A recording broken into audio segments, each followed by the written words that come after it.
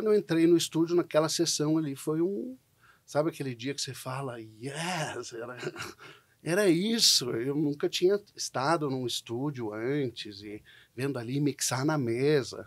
Dali em diante, o bichinho me mordeu, né? E eu procurava, de alguma maneira, sempre estar presente.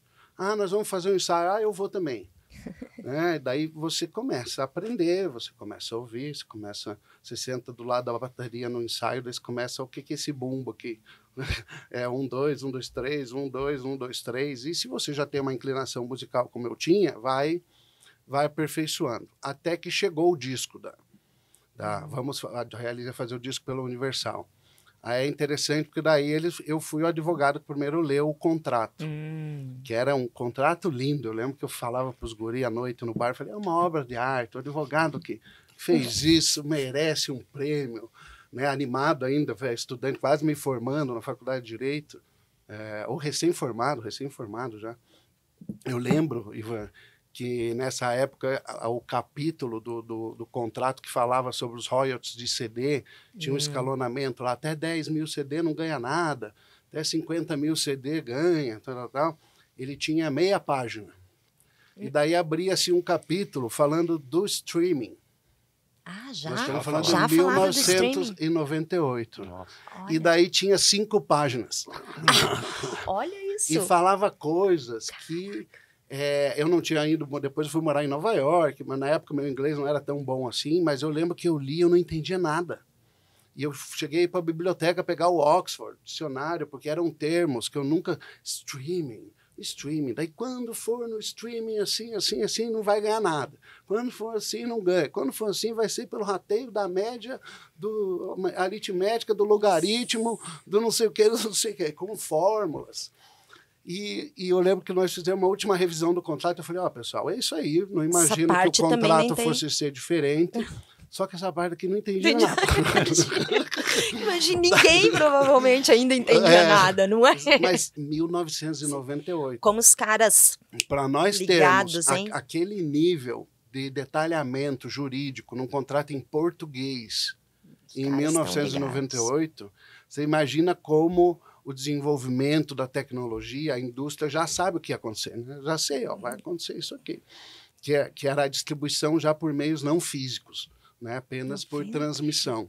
E ali que se começou a gerir toda essa virada que se deu nessa questão de direitos, né? Porque hoje em dia, nesse mundo das playlists, aí você toca em playlist de todo mundo, mas todos os direitos de execução que antes eram protegidos na radiodifusão, no audiovisual, ninguém paga mais, porque agora é streaming, é uma outra figura.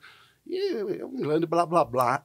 A gente sabe que foi um jogo jurídico da indústria para mudar essas garantias que tinham sido conquistadas pelos autores, compositores, intérpretes ao longo do tempo. Eu lembro de conversar com vocês ali quando a Realize decidiu ir para o Rio de Janeiro. Lembro da gente, a gravadora não está fazendo nada, então falta ir para o Rio de Janeiro. Tinha essa coisa, se não for para São Paulo, se não for para o Rio de Janeiro, né? E todo mundo da nossa geração passou por isso, os Fechecleres também, vamos para São Paulo. Daí o Ricardo lá pegou, e todas as bandas passaram por isso.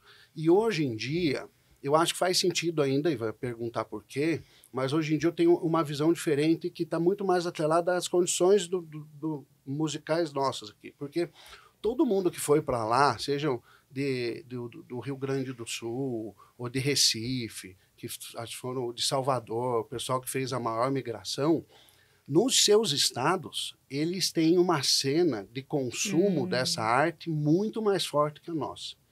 Então, quando a gente que estava lá, a gente via as bandas lá convivendo, estava todo mundo na mesma merda, entendeu? A Cachorro Grande foi para lá, não estourou, mas entrou num circuito. Tinha um empresário de lá que fechava show ali, papapá. A Bideobaldi fechou com o Poladian, né? Fechava 3 shows pelo Brasil, ou a maior em festival como a gente, que não era remunerado, etc., mas fazia 10 shows no Rio Grande do Sul. E isso por quê? Daí você vê, tem a rede estadual de rádio nesses lugares. Na época, tudo se dava por rádio. Né? A gente aqui tocava aqui em Curitiba, o pessoal de Londrina não sabia o que era. né? O pessoal de Ponta Grossa não sabia o que que era. A gente nunca teve essa rede broadcast como a RBS tinha no Sul, etc. Mas agora, eu acho que não tem mais banda de onde né? Teve aí essa banda curitibana agora que estourou, Dionísio, o Dionísio e tal, né? Que é uma banda... Jovem Dionísio. Jovem Dionísio, uma banda que há 2 anos atrás, pouco antes da pandemia, mais, né? Eu lembro que eu fui lá no estúdio do Nicos para a gente ver o Criaturas, que ia ser gravado, foi produzido pelo Bruninho Guissardi, comigo na direção musical, ali fazendo as coisas acontecerem, porque eu também já não me envolvia em nada. Eu lembro do Nicos falar, eles gravaram aqui. E eu, nossa, eu nunca ouvi falar. E depois eu entrava lá no Spotify para ver, os caras tinham 2 milhões de ouvintes. Eu nunca tinha ouvido falar. Eu procurei show, onde é que é, e não tem. Então, eu estou bem perdido hoje em dia quando eu olho. A coisa é muito pulverizada hoje em dia. Né? Eu digo que não faz sentido justamente por isso que você falou. Acho que agora não tem mais essa questão de onde é. Por exemplo, a banda mais bonita da cidade conseguiu ter uma expressão nacional. Sim. E o fato de ser de Curitiba não a Carol fez Conká, diferença, né? Tem muita gente daqui. Carol Conká, Psycho, a cena, né? Mas eu digo que não faz sentido justamente por causa dessa pulverização. Quer dizer, antes você tinha grandes players, né, que eram as gravadoras e a mídia concentrada, e que fazia acontecer, né? Uhum. E a gente era muito ligado, tudo que a gente fazia era muito ligado ao local, né? Então a gente tinha o bar que todo mundo tocava, a cena se criava ali. Hoje em dia esse universo digital que não depende de... Sim, hoje em dia a gravadora já contrata o cara quando ele já tem um público próprio, né? De nicho ali. Exato. Ela espera o negócio acontecer. Antes elas investiam, né? Muitas vezes pegavam um artista e lançavam 2, 3 discos para conseguir lá no terceiro ter um resultado. Hoje não existe mais isso, né? Lembro quando a Helly estava na Universal, um dia a gente estava debatendo com alguém do marketing da Universal lá, e por que a Universal não tá? O cara falou, cara, não lembro o número exato assim, mas a Universal tem um cast de 48 artistas. De rock são 3. É Kid Abelha, Cássia Eller e vocês. Então, o Kid Abelha não é trabalhado há 5 anos. O que vocês estão reclamando aí? Cala a boca e fica aí. Né? E a gente não se aguentou e falou, não, queremos sair. Eu acho que tanto tem pouca gente se disposta a ser produtor, né? Que ser produtor significa você se envolver. Né? Eu sou um produtor artístico. E daí, o outro lado que eu te falo, eu já tentei produzir vários artistas aqui que, no fundo, querem um mecenas. E daí eu não me interesso. Entendeu? Eu quero ouvir a música no violão e voz, eu quero imaginar como vai ser o andamento dela, eu quero participar da formulação do arranjo. Claro que o artista é o artista. Ele que vai sentar e interpretar. Mas o conceito... tudo que está por trás, as referências. Acho que foi esse o grande trabalho que eu consegui fazer com a Hellis, por exemplo, quando a gente saiu daquele disco que deixou a Hellis meio amorfa em conceito da Universal, você não sabia mais se era mod, se era Tutti Frutti, se era Rita Lee, solo, né, com o Eduardo Duzec cantando, e daí voltar para o conceito mod e organizar um repertório, né, uma arte, um discurso, para lançar um disco mod, que era a cara da banda e que todo mundo na hora reconheceu, especialmente daqui. Eu lembro de vocês, quando viram, nossa, essa é a Hellis, essa é a Hellis, essa é a Hellis. E aí eu acho que é o produtor, aí eu acho que foi meu grande trabalho ali. Hoje em dia eu levo muito da produção para o meu dia a dia como empresário, por exemplo. Tocar uma empresa não é diferente de fazer um disco. Você precisa compor interesses, você precisa compor, entender, né, aquela composição que você tem na mão, qual a vocação dela. Garoa e Solidão, por exemplo, era uma balada, né? Era uma música lenta, triste. E daí eu e o Moon ali com o Fábio, vamos lá, não tinha nem refrão. Era Garoa e Solidão, preciso conversar, não sei o quê.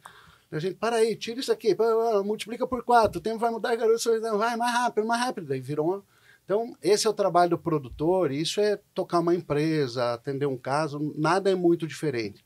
Então, eu gosto muito dessa interdisciplinaridade, porque acho que tudo se aproveita, né? Eu comecei na música lendo o contrato da Universal do streaming que eu falei para vocês, e você não sabe como isso me ajudou. Naqueles 4 elementos da música paranaense, lembra? Que foram lançados. Na época, foi bem na época que a Hellis estava no pós-Universal, início do trio, a gente não sabia o que fazer. E um dia lá estava o Elinho Pimentel, o Ricardo Moura, que estavam fazendo o projeto. Eles não sabiam como organizar as autorizações de direitos autorais de coisa. E alguém falou para eles, o Crivano sabe. E nisso eu entrei como um dos curadores ali, que daí foram os 4, o Ricardo, o Elinho, eu e o Samuel Lago. E nisso eu botei Garoa e Solidão em primeiro ali no disco do rock, que acabou dando um impulso para fazer as histórias ser iguais e tudo. Então não tem como dissociar. Quando você faz a coisa que você gosta, tudo que você fez, de alguma maneira... Se conversa, se cruza, se atravessa, né? Nada é isso aí.